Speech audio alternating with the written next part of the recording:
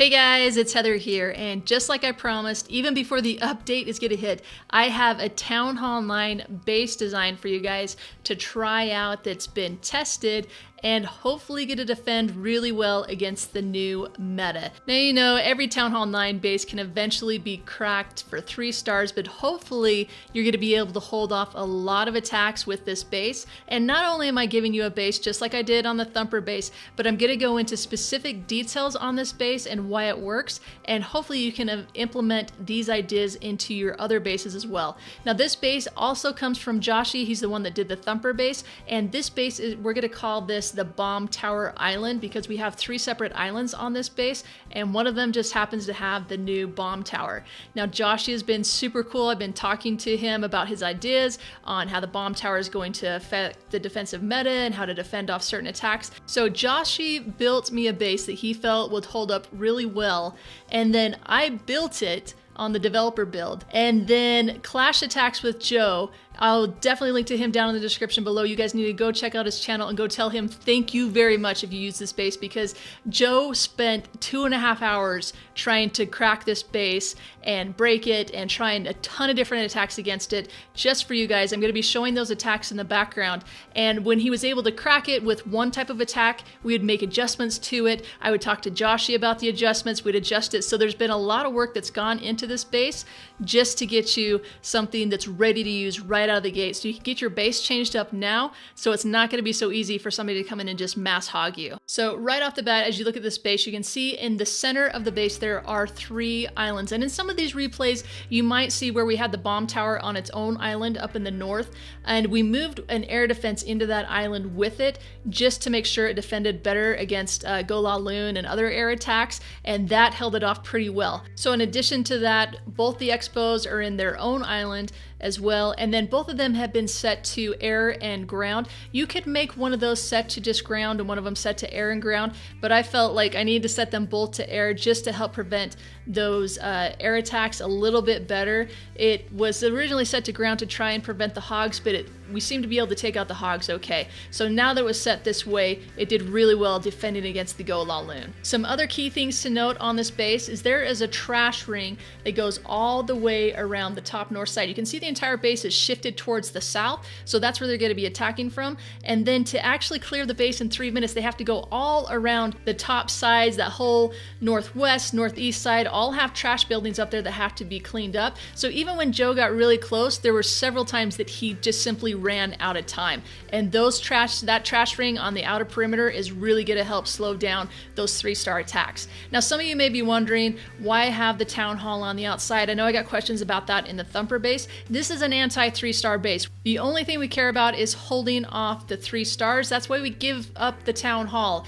It's a large structure, it has a lot of hit points, but we're going to put it on the outside so that we can have all that space on the inside to be able to create these areas where we can defend against the 3-star attack, which is really what matters, because anybody could really come in and 2-star any Town Hall 9 with a go wipe. So that's not what we're focused on. We're focusing on defending against these hybrid attacks, all these different creative attacks, and trying to keep this base from being 3-starred and forcing the enemy clan to use attack after attack after attack to get this base down. Another thing to point out with this base is there's no centralized clan castle location. We're basically giving up the clan castle and the queen in the south, but that's forcing them to attack from the south. So we're forcing them to come in from the south to take out the clan castle and the archer queen, but you can see there's really not a lot of buildings down there. And so we're giving that up in order to have all the power up in the north, so when their army is split up and they have to start sending in the hogs or whatever else they're using on the back end,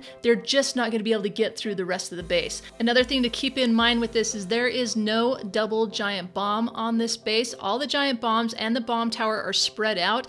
This base has about 7 or more hill zone areas where an attacker is going to need to heal their hogs, and that's why everything's spread out. We did also test it by putting 2 giant bombs by the bomb tower, and that worked well too. If they're coming in from the north side though, they're not approaching the bomb tower in the right direction, but that's something you could play around with. If you wanted to use the double giant bombs there, I'll show you how I placed those and what giant bombs I took to place in that area. So by having the Tesla farm at 12 o'clock, either that's going to force the attacker to do a kill squad from there, or they're going to have to be able to know how to hog it. I really like how Joshy has set this up because it forces you to use a kill squad in the south, but there's so much firepower and so much junk in the north that you're really forced to split that army up. So, and if you don't attack from the south, then every angle that you approach the Archer Queen from is going to take jumps to get to her. Another thing to note with this base is that you want to use either a Hound or a Golem in the clan castle because it's going to slow down the kill squad.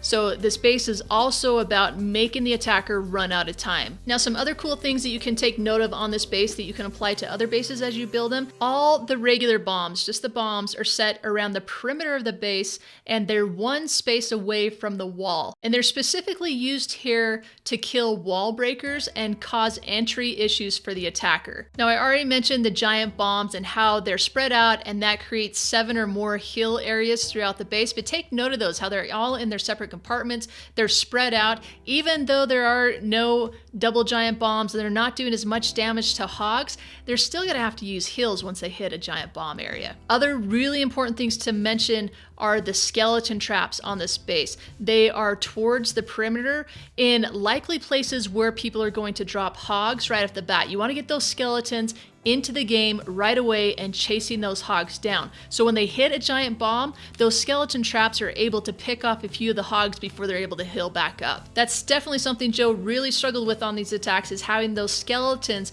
pop up right off the bat and chasing the hogs. And then lastly, one of my favorite features on this base is how he has placed the spring traps to target hogs and Valkyrie. Now, there are different ways that you can place your spring traps.